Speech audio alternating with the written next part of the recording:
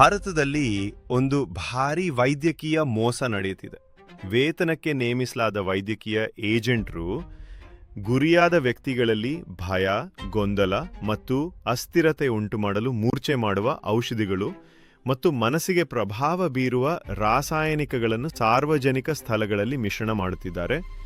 ಪೀಡಿತರು ಸತ್ಯವನ್ನು ಬಹಿರಂಗಪಡಿಸಲು ಯತ್ನಿಸಿದಾಗ ಅವರನ್ನು ಸುಳ್ಳಾಗಿ ಮಾನಸಿಕವಾಗಿ ಅಸ್ವಸ್ಥರು ಎಂದು ಗುರುತಿಸಲಾಗುತ್ತದೆ. ಇದಕ್ಕಾಗಿ ಕೃತಕ ಪ್ಯಾರನಾಯ್ಡ್ ಸ್ಕಿಜೋಫ್ರೆನಿಯಾ ಲಕ್ಷಣಗಳನ್ನು ಸೃಷ್ಟಿಸಿ ಅವರ ವಿಶ್ವಾಸಾರ್ಹತೆಯನ್ನು ಹಾಳು ಮಾಡಲಾಗುತ್ತದೆ. ಈ ಏಜೆಂಟರು ಸ್ಥಳೀಯರನ್ನು ಸೇರಿಸಿಕೊಂಡು ಗುರಿಗಳನ್ನು ಹಿಂಬಾಲಿಸಿ ವಿವಿಧ ಗುಪ್ತ ತಂತ್ರಗಳನ್ನು ಬಳಸುತ್ತಾರೆ. ನಿದ್ರಾಹೀನತೆ, ಆತಂಕ ಮತ್ತು ಮಾನಸಿಕ ಒತ್ತಡ ಉಂಟುಮಾಡುವ ಮನೋಭಾವ ಬದಲಾಯಿಸುವ ಔಷಧಿಗಳು, ಸ್ನಾಯು ಶಕ್ತಿಯನ್ನು ಕುಗ್ಗಿಸುವ ಮತ್ತು ದೈಹಿಕ ದುರ್ಬಲತೆಯನ್ನು ಉಂಟುಮಾಡುವ ನ್ಯೂರೋಟಾಕ್ಸಿನ್ಗಳು, ರಸಗೊಬ್ಬರಗಳನ್ನು ಒಳಗೊಂಡಂತೆ ಚರ್ಮದ ಸೋರಿಯಾಸಿಸ್ ಮತ್ತು ಮುಖದ ವಿಕೃತಿಯನ್ನು ಅನುಕರಿಸುವ ರಾಸಾಯನಿಕ ಮಿಶ್ರಿತ ಪದಾರ್ಥಗಳು. ಇದು ಯಾದೃಚ್ಛಿಕ ಗುರಿಯಲ್ಲ, ಇದು ಒಂದು ವ್ಯವಸ್ಥಿತ ಸಂಘಟಿತ ಕಾರ್ಯಾಚರಣೆ. ವ್ಯಕ್ತಿಗಳನ್ನು ಮಾನಸಿಕವಾಗಿ, ದೈಹಿಕವಾಗಿ ಮತ್ತು ಸಾಮಾಜಿಕವಾಗಿ ಮುರಿಯಲು ವಿನ್ಯಾಸಗೊಳಿಸಲಾಗಿದೆ. ಬಹುತೇಕ ಪೀಡಿತರು ಭಯದಲ್ಲಿ, ಒಂಟಿತನದಲ್ಲಿ ತಮ್ಮ ವಾಸ್ತವಿಕತೆಯನ್ನು ಜಗತ್ತಿಗೆ ವಿವರಿಸಲು ಹೋರಾಡುತ್ತಿದ್ದಾರೆ.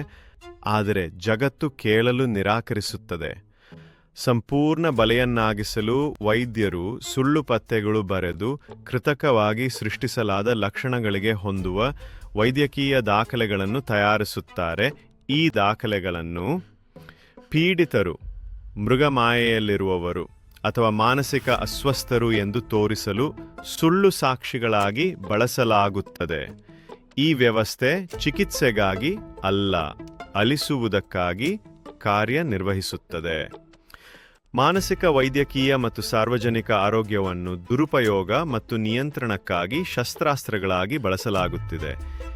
ಇದು ಸತ್ಯ ಹೇಳುವವರ ಮೇಲಿನ ಸಂಯೋಜಿತ ದಾಳಿ.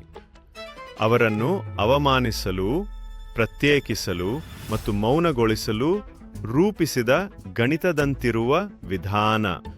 ಇದು ವೈದ್ಯಕೀಯವಲ್ಲ, ಇದು ಮಾನಸಿಕ ಅಸ್ವಸ್ಥತೆ ಅಲ್ಲ, ಇದು ಸಂಘಟಿತ ಹಿಂಸೆ. #Toxic Truths, #Medical Scam, #Drug Abuse, #Medical Framing Scam, #Expose the System, #Health Abuse, #India Wake Up.